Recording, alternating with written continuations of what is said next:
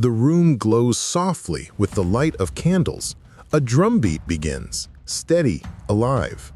Someone whispers ancient names into the air. Ogun, Yemaya, Oshun. But this isn't Lagos or Ile-Ife.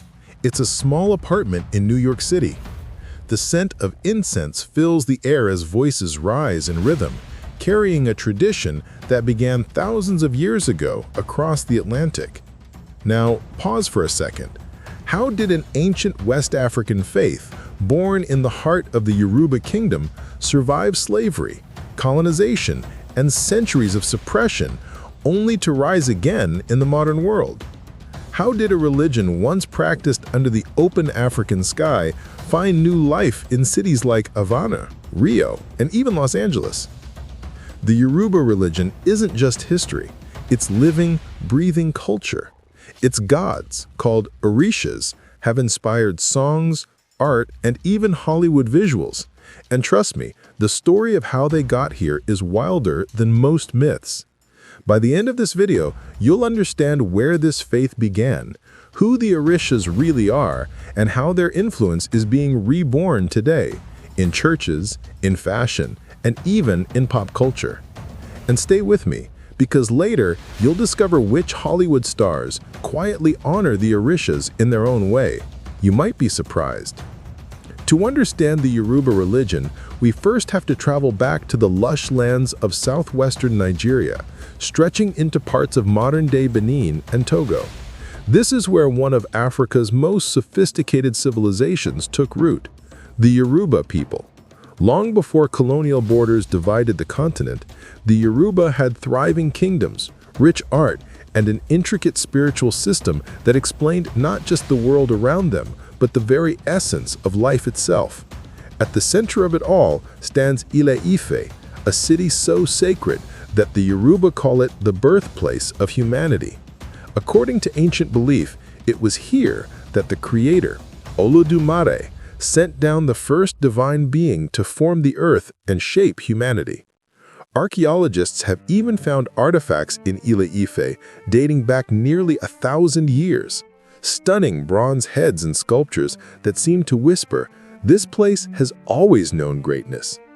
In Yoruba belief, Olodumare is the supreme god, distant, all-powerful, and beyond human comprehension.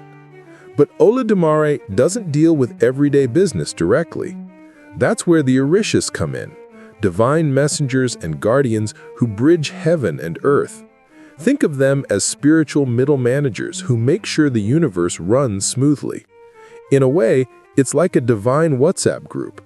Olodumare sends messages through the Orishas, who then deliver guidance, blessings, or occasionally a bit of divine drama. But this religion wasn't just about worshiping gods.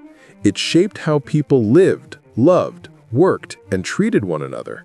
Every ritual, dance, and drumbeat carried meaning, connecting families, ancestors, and communities. The Yoruba faith blended ethics with spirituality, teaching balance between destiny, character, and service to others. It was a world alive with spirit, where every river, tree, and thunderclap had purpose. But here's where it gets even more fascinating.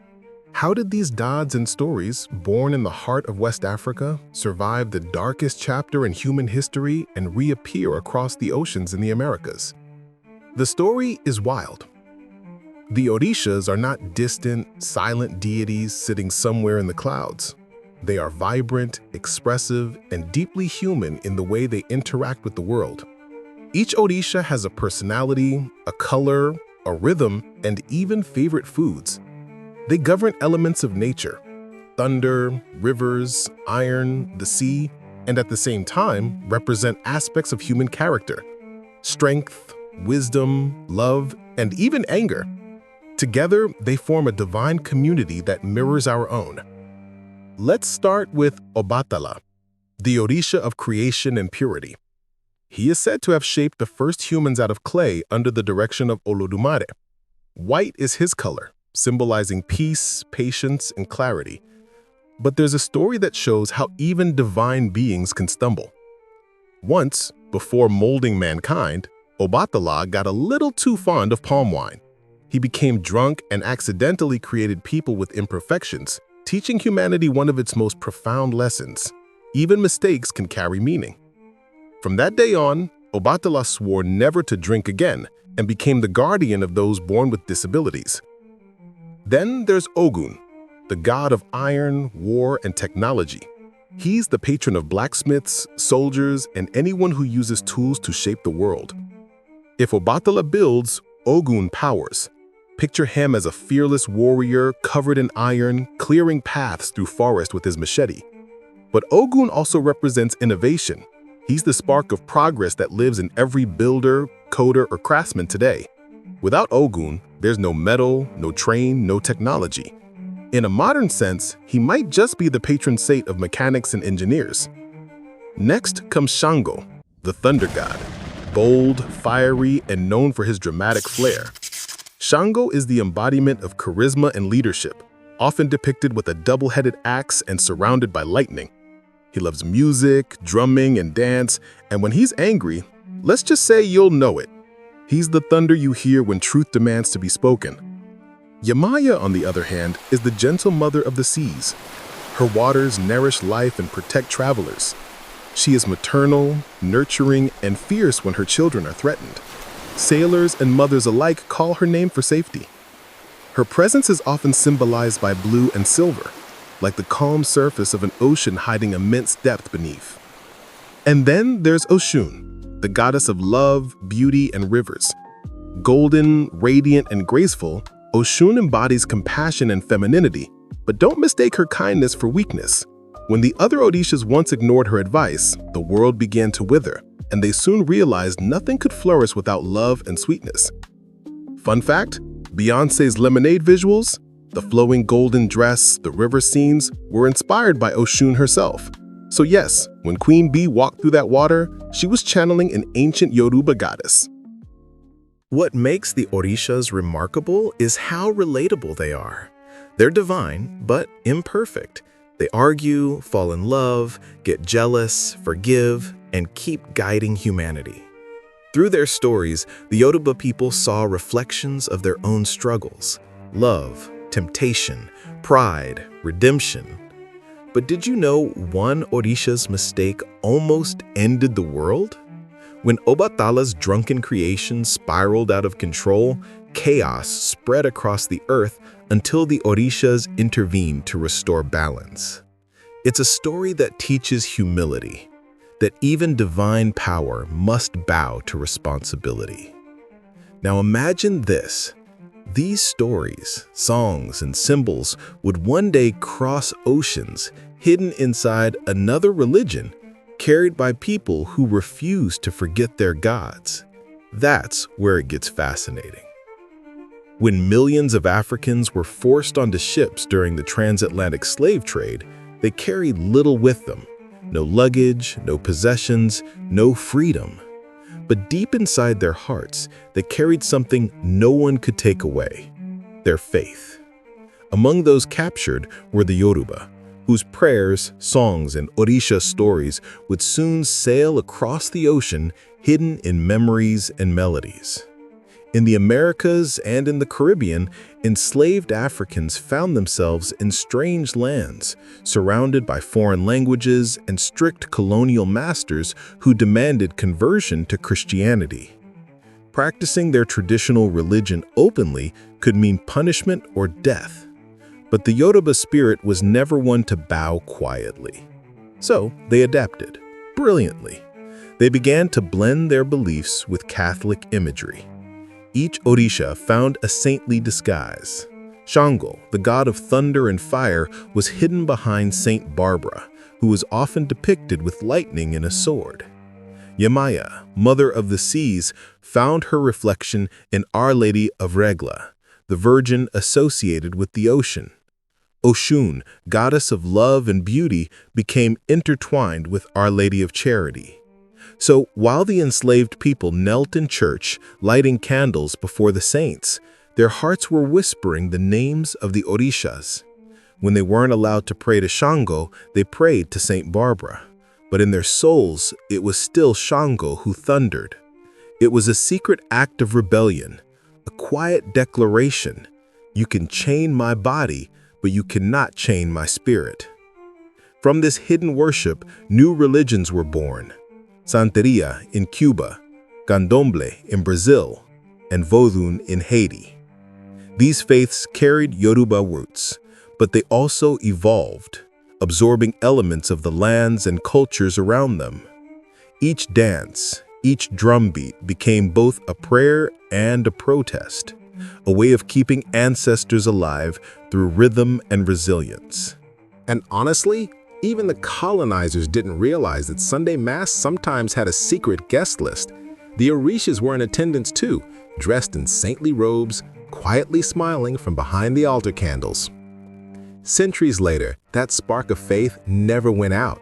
It kept glowing, passing from generation to generation until it began to shine again, openly, proudly. And here's the plot twist.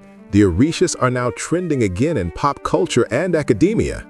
Today, the Yoruba religion is no longer whispered in secret.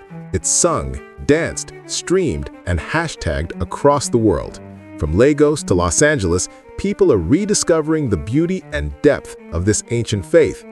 For many in the African diaspora, especially in the US, Brazil, and the Caribbean, reconnecting with the Orishas isn't just about spirituality.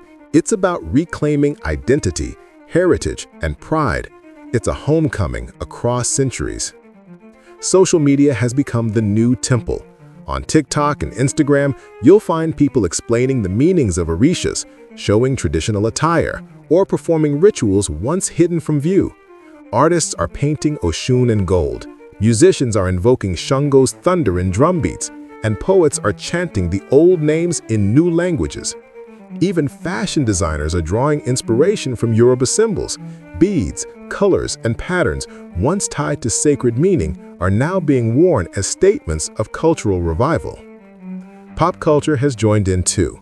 When Beyoncé released Lemonade, that iconic moment of her walking through water in a flowing yellow dress wasn't just a cinematic choice. It was a salute to Oshun, the goddess of love, beauty, and sweetness. Suddenly, millions who'd never heard of the Orishas before were Googling Yoruba goddess in lemonade. The same imagery has appeared in films, festivals, and stage performances, a celebration of something ancient made new again. Back in Nigeria, there's also been a quiet but growing movement of people returning to traditional spirituality. For decades, colonial-era teachings and social stigma painted indigenous religions as pagan or evil. But now, younger generations are asking questions. Why did we abandon our own roots? Can't we honor our ancestors and still believe in God?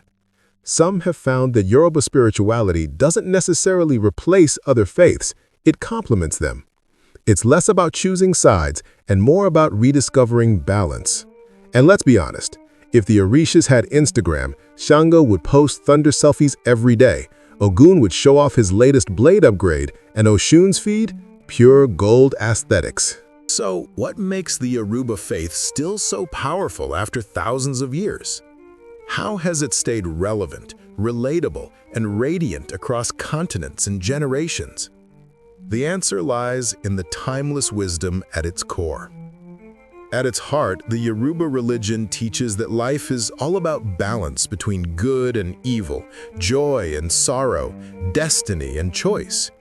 It reminds us that every person has an Ori, a divine purpose placed within them by Olodumare, and that true fulfillment comes from aligning with that calling. The Orishas guide us not as distant gods, but as reflections of our own strengths and struggles. This faith has survived centuries of slavery, colonization, and misunderstanding, yet it stands strong as a symbol of resilience and cultural pride. It shows that when a people know who they are, no force can erase their spirit. By now, you've seen where it began, met the Orishas themselves, and witnessed their modern revival. And as the Yoruba say, however far the river flows, it never forgets its source. The Orishas remind us, neither should we. From the ancient temples of Ile-Ife to the vibrant streets of Havana, The Orishas remind us that roots run deeper than history. They've crossed oceans, outlived empires, and still whisper wisdom to anyone willing to listen. Their stories aren't just about gods, they're about us, about humanity's endless search for meaning and connection. So tell me, which Orisha's story fascinated you most? Drop it in the comments. I'd love to hear your thoughts. And don't miss the next episode, where we'll journey to the mysterious kingdom of Benin, a place where art, royalty, and divine power became one.